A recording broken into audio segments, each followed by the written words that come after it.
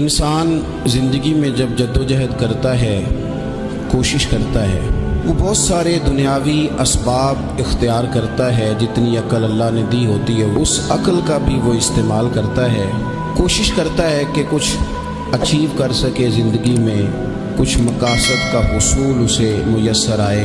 عزیز بھائیوں، ایک بات اپنے ذہن میں اچھی طرح بٹھا لیں اور لکھ لیں کہ زندگی میں جو کسی بندے کو کامیابی حاصل ہوتی ہے وہ رب تعالیٰ کی مدد سے حاصل ہوتی ہے۔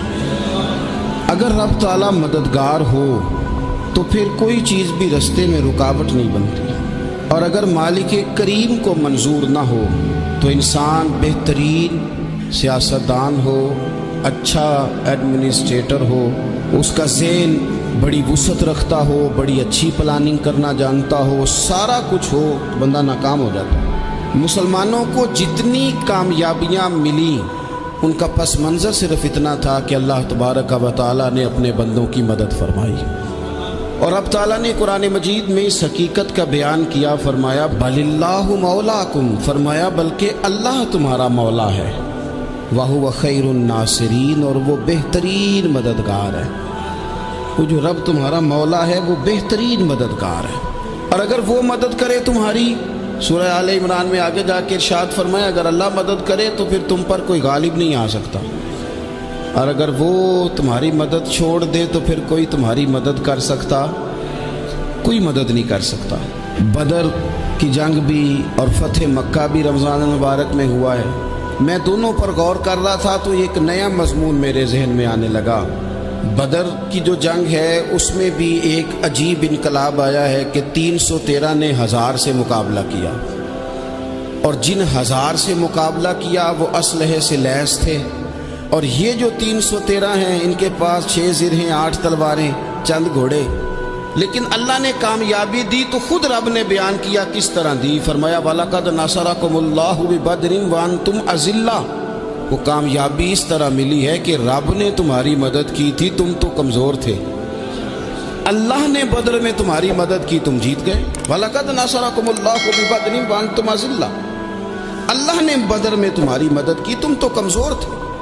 پھر فتح مکہ نصیب ہوئی تو اس میں بھی بہترین منصوبہ بندی نبی پاک علیہ السلام نے فرمائی، بہترین حکمت عملی حضور نے اپنائی، لیکن ہمیں جو اللہ رسول نے بات سمجھائی وہ کیا ہے؟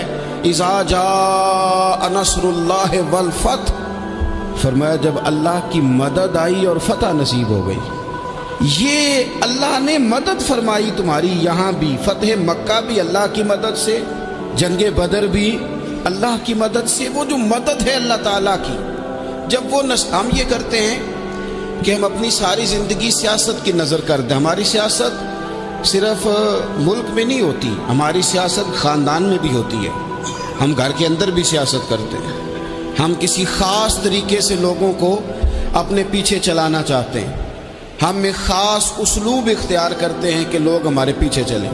اس کا نقصان ہمیں یہ ہوتا ہے کہ سیاست جو ہوتی ہے یہ شطرنج کے ہیر پھیر کی طرح ہوتی ہے، تو اس کے راز بڑی جلدی کھلنے لگ جاتے ہیں، پتہ چل جاتا ہے کہ بندہ مخلص نہیں تھا، سیاست کر رہا تھا، طریقے سے اس نے جوڑ کے رکھا ہوا تھا۔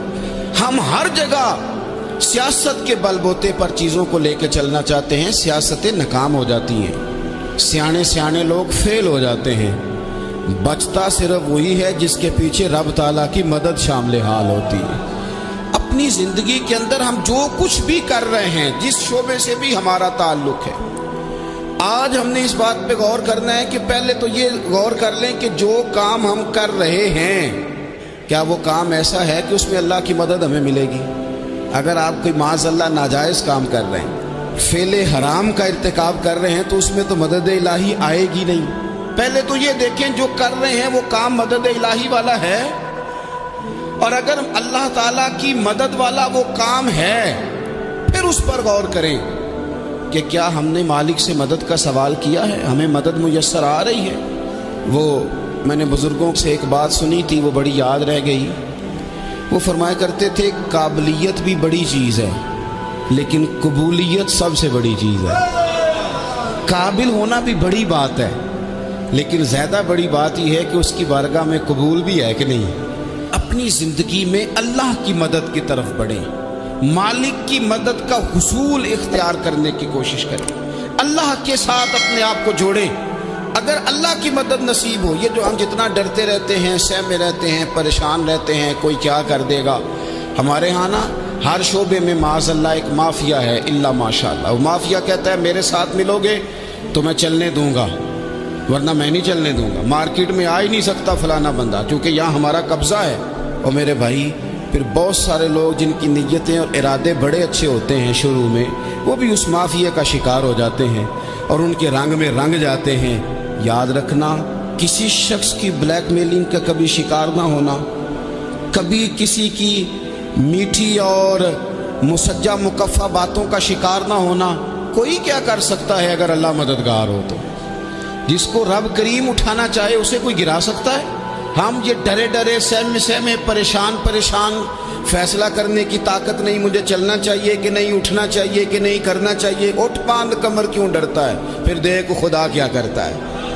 हज़रत अब्दुल्ला इब्न अब्बास फरमाते हैं, मेरे नबी पाक अलैहिस्सलाम ने मेरी तरबियत फरमाई, हुजूर ने मेरी तरबियत फरमाई, और महबूब पाक अलैहिस्सलाम ने फरमाया, अब्दुल्ला याद रखना, ये नौजवान दोस्त मेरी बात लिख लें, परेशान लोग मेरी बात लिख लें, जिनके पास कुव्वत फैसला नहीं वो इस बात को लिख लें।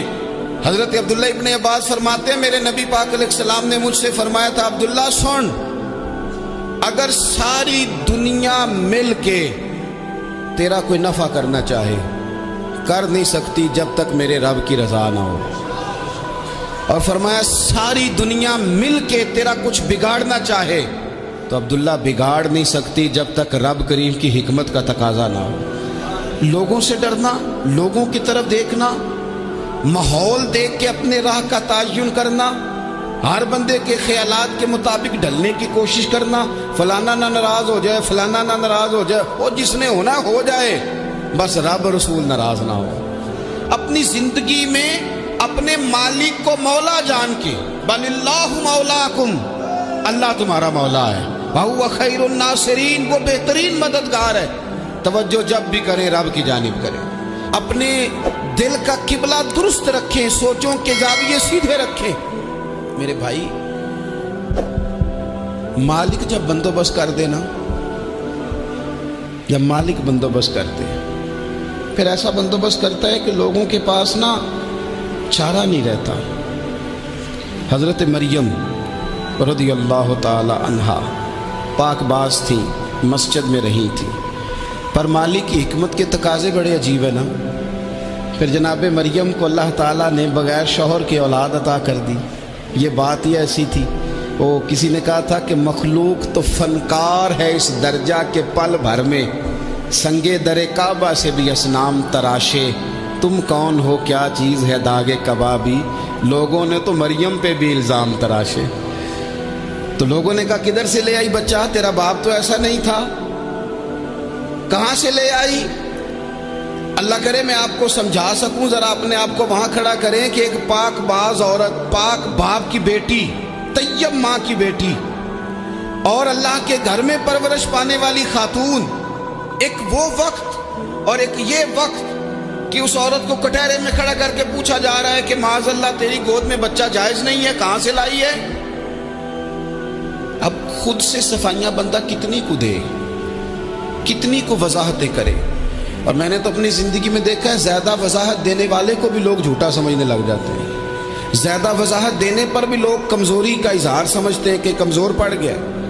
आप सुलह की कोशिश करते हैं, सामने वाला बुज़दिल समझ लेता है। ज़्यादा वजाहतें भी कमज़ोर कर देती हैं। अब हज़रत मरियम को कटहरे में खड़ा करके कहा बच्चा किसका है? तो फिर खुदा बंदोबस्त जब करे, अल्लाह जब मददगार हो, तो फिर हज़रत मरियम की गवाही दरख्तों से नहीं दिलवाई उसने, पत्तों से नहीं दिलवाई, फिर फरिश्ते नहीं भेजे। हज़रत मरियम कहने लगी मुझसे ना पूछो, वो जो पंगूड़े में है उसी से पूछ लो, उनसे पूछो ना, वो कौन है पूछ लो, उनसे कर लो सवाल। उन्होंने कहा पंगूड़े में चंद दिनों का बच्चा, ये जवाब देगा? मददगार था रब। उनकी बरात का ऐलान करना था मालिक ने, और जब मालिक ऐलान कर दे, जब मालिक तेरी सफाई देना चाहे, जब मालिक तुझे दुनिया के सामने निखारना चाहे, तो पंगूड़े में लेटे हजरत ईसा बोल के कहने लगे इन्नी अब्दुल्लाह आतानी अल किताबा, फरमाया मैं अल्लाह का बंदा हूँ, रब ने मुझे किताब अता करके नबी बना के दुनिया में भेजा है। मैं अल्लाह का बंदा हूँ, किताब लेके आया हूँ, नबी बन के आया। फिर पंगूड़े से ऐलान हो गया, फिर बच्चा बोल पड़ा।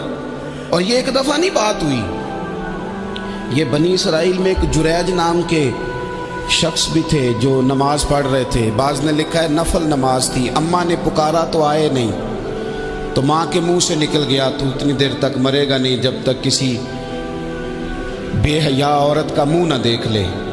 तो वो इबादत गुजार थे, लेकिन लोगों ने उनकी इबादत, रियाजत, परहेजगारी को नहीं देखा। बस एक औरत को भेज के इल्ज़ाम लगवा दिया। वो औरत आया जाया करती थी, अब आ जाती हैं औरतें, मसला पूछने की नीयत से भी आ जाती हैं। माहौल में कुछ जगह ऐसी भी हैं जहाँ औरतें दम कराने के बहाने आ जाती हैं। वो खातून आती जाती थी उस खानकाह पे, आस्ताने पे, ये बुखारी में मौजूद है। पर उसने कहा मेरी गोद में जो बच्चा है ये इन्हीं का है। मुझे बताएं कैसे बंदा वजाहत दे।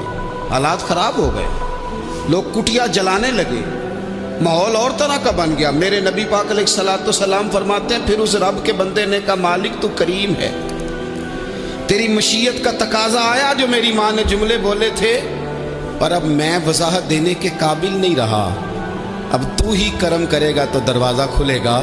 तो वो चंद दिनों का बच्चा पंगूड़े में बोल के कहने लगा मैं इस दरवेश का नहीं, मैं तो फलाने चरवाहे का बच्चा हूँ, वो जो बकरियाँ चराता है। रब की मदद को पुकारें, अपने साथ अपने मालिक की मदद को शामिल करें, थोड़े रिस्क पर भी गुजारा अच्छा होने लग जाएगा। सारे लोग आपको गिराने की तदबीरें कर रहे होंगे और मालिक आपको इज्जतें अता फरमा देगा। उसकी बारगाह से हिकमत का तकाजा और हो जाएगा।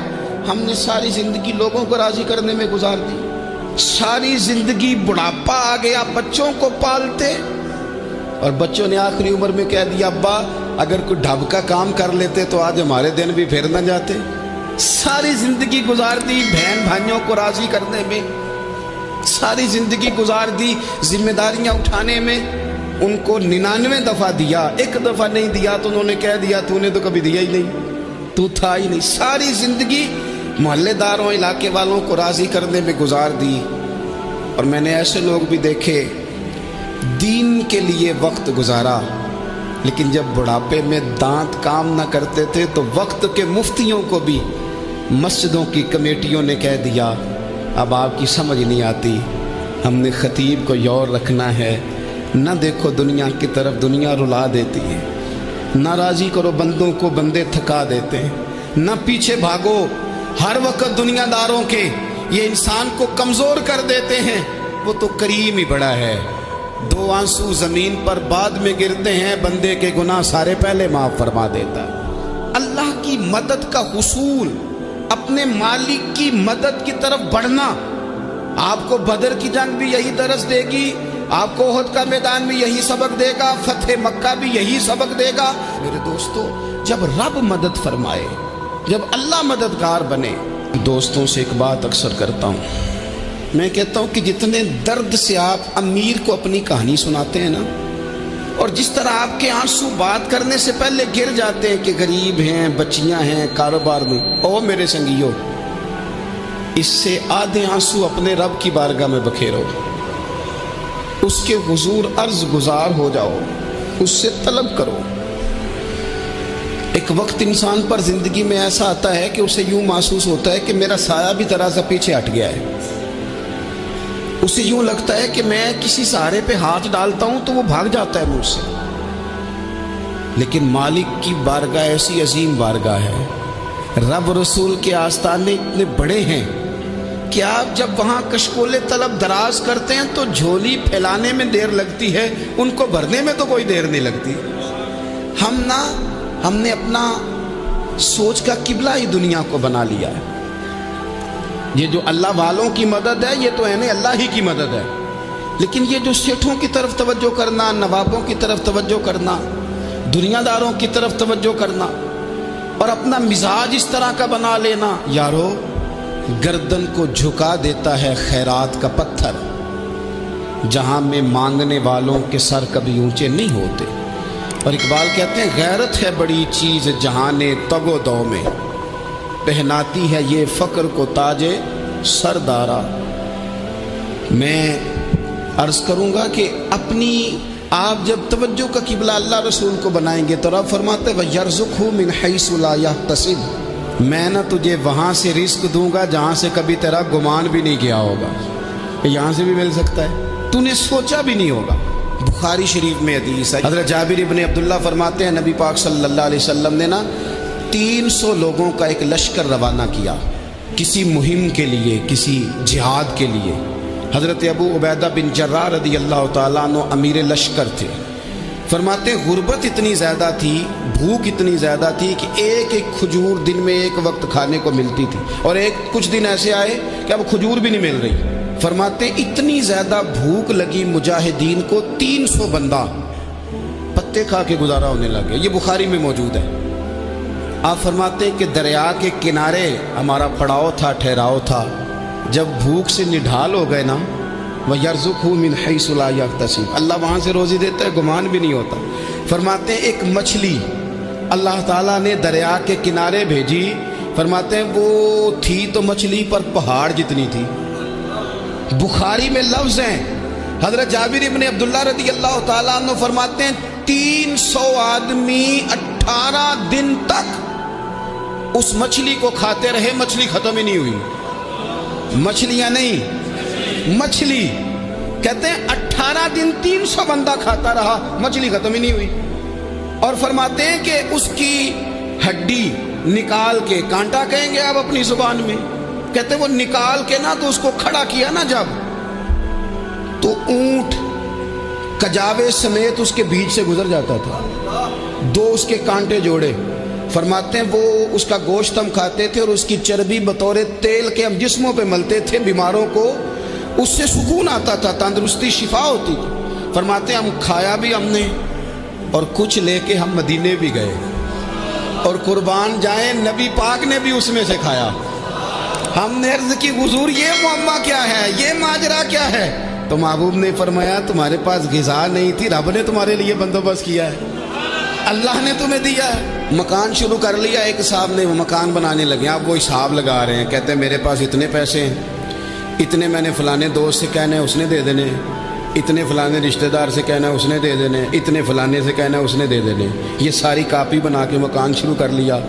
جو روز کہتا تھا نا کوئی حکم ہو جاتے دسی، سب سے پہلے اس کو کہا میاں پیسے چاہیے دن، وہ کہندا ہو کل ہی منڈا ٹوریا ہے، کہتے تو پرسوں 10 داتے لب جانے سن۔ میں آپ کو اپنے تجربے کی بات بتا رہا ہوں۔ جن لوگوں کا خیال ہوتا ہے نا کہ آپ سٹارٹ کریں فلانا کام، ہم آپ کے ساتھ ہیں، اللہ کا ہی کوئی نظام ہے، وہ بالکل بھی نہیں ساتھ ہوتے۔ لیکن ایسا نہیں ہے کہ کوئی ساتھ نہیں ہوتا، اللہ تعالیٰ بڑے اسباب پیدا کرتا ہے، وہاں سے دیتا ہے جہاں سے گمان بھی۔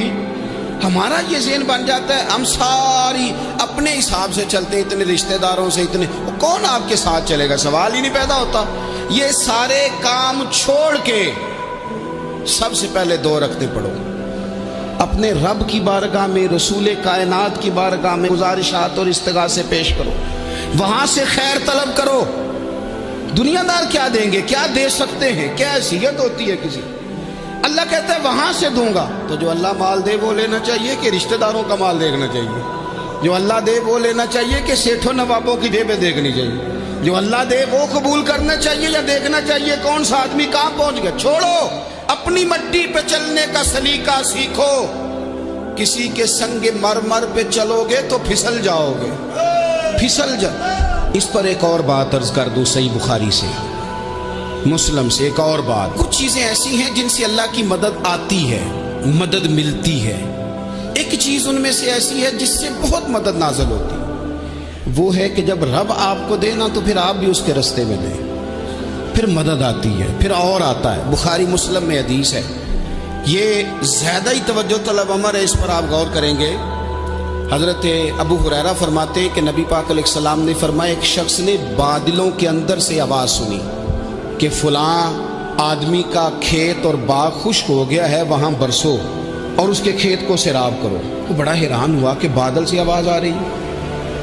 پھر اس نے دیکھا کہ ایک پہاڑی پر بارش ہوئی، وہ بادل وہاں برسا، پھر نالیوں سے ہوتا ہوا پانی ایک طرف چلا تو جس نے آواز سنی تھی حضور بیان کر رہے ہیں، وہ بھی پیچھے پیچھے چلا کہ پانی کدھر جا رہا ہے۔ اس نے جا کے دیکھا کہ ایک مقام پہ ایک باغ کو وہ پانی لگ رہا ہے اور ایک آدمی وہ پانی لگا رہا ہے۔ اس نے اس سے پوچھا تیرا نام کیا ہے؟ اس نے کہا کیوں؟ کہنے لگا بتا نا۔ اس نے نام بتایا تو کہنے لگا یہی تو وہ نام ہے جو میں نے بادلوں کے اندر سے سنا ہے کہ فلاں کے کھیت کو پانی دے دو۔ اس نے کہا یار تو کیا عمل کرتا ہے کہ اسپیشل تیرے لیے بارش برسے؟ یہ بخاری پڑھ رہا ہوں، سیاستہ سے حدیث عرض کر رہا ہوں۔ اس سے پوچھا تو کیا کام کرتا ہے کہ جناب اللہ تبارک و تعالیٰ کا حکم کرم آیا کہ خاص تیرے لیے پانی برسے اور تیرے کھیت کو سیراب کرے؟ تو اس نے کہا چھوٹا ذمہ دار ہوں، پر جب فصل اگتی ہے تو 3 حصے کرتا ہوں۔ ایک حصہ اپنے بال بچوں پہ، بہن بھائیوں پہ خرچ کرتا ہوں، ایک حصہ پورا، اور ایک حصہ دوبارہ کاشتکاری پہ لگاتا ہوں، اور تیسرا حصہ خالص میں نے مسکینوں، یتیموں اور غریبوں کے لیے رکھا ہوا ہے۔ وہ جو تیسرا حصہ اللہ کرے آپ سمجھے، وہ رب کے بندوں پہ تیسرا حصہ خرچ کرتا ہے نا، تو کریم مالک نے فرمایا جہاں سے غریب کا حصہ جاتا ہے وہ کھیت خشک نہیں رہنا چاہیے، وہ جہاں سے مسکین روٹی کھاتے ہیں وہ خشک نہ رہے، جہاں سے یتیموں کو کچھ آتا ہے کہیں اس کی فصل رہ نہ جائے۔ میں اور آپ بھی اگر اپنے مال میں مسکینوں، یتیموں، غریبوں کے حصے رکھ لیں گے تو فصلیں خشک نہیں رہیں گی، ان کے اندر تازگی آئے گی، نور آئے گا، کرم آئے گا، خاص کر خدا کی رحمت برسے گی۔ مدد اللہ سے چاہیں، اپنی توجہات کا مرکز رب رسول کی ذات کو بنائیں، پھر آپ محسوس کریں گے کہ بڑی جلدی اللہ تعالیٰ کی مدد آنے لگی ہے۔ کبھی آپ صرف کہہ دیں نا میرا رب میرے ساتھ ہے، اس لفظ میں اتنی طاقت ہے کہ دشمن ویسے زیر ہو جاتا ہے۔ زندگی میں کسی سے بھی لڑائی ہو، اچھی طرح سوچ لیں کہ اللہ اس طرف ہے یا اس طرف ہے۔ اگر آپ زیادتی پہ ہیں تو پھر رب مظلوم کی جانب ہے۔ اگر اللہ کی مدد آپ کے ساتھ ہے تو دنیا کی کوئی طاقت آپ کو گرا نہیں سکتی، اور اگر آپ مظلوم کے مقابلے میں ظالم بن کے آپ کھڑے ہو گئے ہیں اور آپ نے رویہ وہ اختیار کیا ہے کہ جس میں مدد نہیں آئے گی، تو پھر یاد رکھ لیں کہ آپ کوئی بھی ہیں، کہاں بھی ہیں، آپ کمزور ہیں۔ طاقتور تھے ابتدائے اسلام میں، ظاہری طاقت تھی کفار مکہ کے پاس، وہ ڈنڈوں سے مارتے تھے غریبوں کو، ان کے ہاتھوں میں ڈنڈے تھے، پر خدائی طاقت ان مظلوموں کے ساتھ تھی۔ صاحب زرقانی نے لکھا ہے حضرت زنیرہ رضی اللہ تعالیٰ عنہ ایک لونڈی ہیں، غریب ہیں، ماڑے دا کی کام محمد ناس جانا یا رونا، غریب سادی بی بی اور لونڈی کنیزہ، ایک مشرک کی کنیزہ تھی، انہوں نے کلمہ پڑھ لیا، وہ ڈنڈوں سے مارتا، دروں سے مارتا، تکلیف دیتا۔ حضرت زنیرہ رضی اللہ تعالیٰ عنہ کو اتنا مارا، اتنا مارا۔ اب آپ ایک اور پہلو پر بھی غور کریں، مار بھی پڑ رہی ہے پر خدا ادھر ہی ہے، اللہ کی مدد ادھر ہی ہے۔ رب کہتا ہے کہ پہلے تو صبر کرنا، ان اللہ مع الصابرین، تو صبر کرے گا تو پھر رب کی معیت ملے گی، ذرا ٹھہرنا، تو تھوڑا ڈٹنا۔ ان الذین قالوا ربنا اللہ ثم استقاموا تتنزل علیہم الملائکہ، تو کہے اللہ میرا رب ہے، پھر تو پہلے ڈٹ، پہلے تو نے ڈٹنا ہے۔ ثم استقاموا، جو ڈٹ گیا، تتنزل علیہم الملائکہ، ڈٹنے والے کے لیے مدد آتی، پہلے تھوڑا ٹھہرنا پڑتا ہے، پہلے تھوڑا صبر کرنا پڑتا ہے، حوصلہ کرنا پڑتا ہے، اس کے بعد مدد آتی۔ مار پڑ رہی ہے، مارا جا رہا ہے حضرت زنیرہ کو، ان کا مالک جو ہے ظاہری آقا وہ مار رہا ہے، یہ کنیزہ ہے، اتنا مارا، اتنا مارا، ان کی بینائی چلی گئی، نظر آنا بند ہو گیا۔ ابو جہل آیا اور کہنے لگا زنیرہ دیکھا نا ہمارے بت تیری آنکھیں لے گئے، معاذ اللہ، لات و منات ہمارے بتوں نے تجھے اندھا کر دیا۔ اب ایسا نہیں ہے کہ بی بی روتی جا رہی ہے، روتی جا رہی ہے، مایوسی مایوسی، معاذ اللہ، پریشانی، غریبی بڑی ہے، پوچھنے والا کوئی نہیں، یہ باتیں نہیں۔ کیا جملے ہیں خاتون کے، کیا لفظ ہیں۔ ابو جہل نے تنزیہ کہا، معاذ اللہ، کہنے لگا دیکھا نا ہمارے بتوں نے تجھے اندھا کر دیا۔ تو جناب زنیرہ آنکھوں کی بینائی گئی ہے، رات کو گئی ہے، دکھ ابھی تازہ ہے، لیکن اللہ پہ جو توکل ہے، اپنے مالک سے جو رشتہ ہے، وہ اتنا مضبوط ہے، اتنا طاقتور ہے۔